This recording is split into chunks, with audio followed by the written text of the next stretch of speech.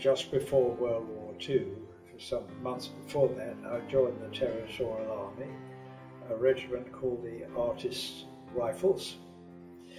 And as soon as World War II broke out, of course, with the whole of the TA, we were called up full-time.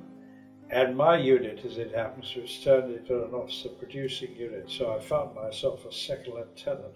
I joined the army in 1970. I did quite well in initial training and got best recruits. I then went on to do technical training because I was into signals and I wanted to be a signals technician.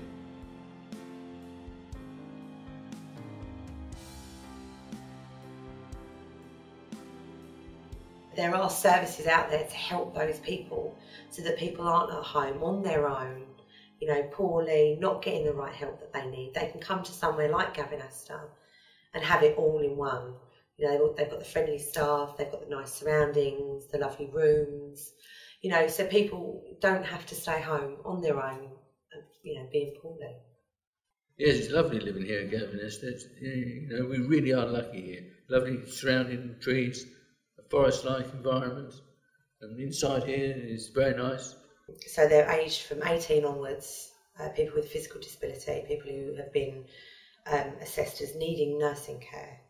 So people who can't medicate themselves, people who can't, you know, kind of dress themselves, and just basically live through daily life on their own. So we've got obviously a big team of staff here who help them every day. Yes, it's a lovely place. You know, I wouldn't want to live anywhere else. You know, nursing homes kind of have this stigma attached. You know, once you're in, that's it. You're in a room, and it isn't true. You know, we as a team here are obviously here to make, like I said earlier, their lives better. You know, to make sure that while they are here, that, you know, they're entertained, they've got everything they need. You know, so it's a big all-round effort really by all the staff. And I'm proud, very proud to work here. Oh, definitely come and have a look at the place. Yes, definitely. Yeah. Yeah, get to know the staff. Speak to one or two of the residents here. You know, yeah. I think you'll be made very welcome. You know, you're working with these people all the time, and you know, their quality of life is down to you, you know, and that does make it very personal for a lot of the carers here, and you know, for the management and for the admin team. You know, what we do is for them. Well, Queen Elizabeth Court has been going for 6 years now, just over 6 years. It's a purpose-built building for an assisted living scheme. Now what that means is in this particular building we've got 40 apartments, and in each of the apartments is self-contained. No stairs, which I can't cope with very well nowadays. And as I say, there's a nice stretch of grass outside with all the birds and squirrels running about on it, and I say I don't have to cut that grass, which is extremely important nowadays. What we try and do here is to have the residents live independently, and it's their house, it's their home.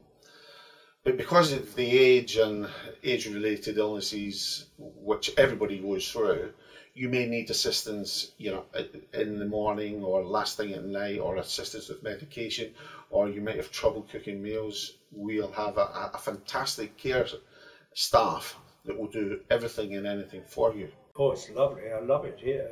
Everybody's terribly kind, really nice.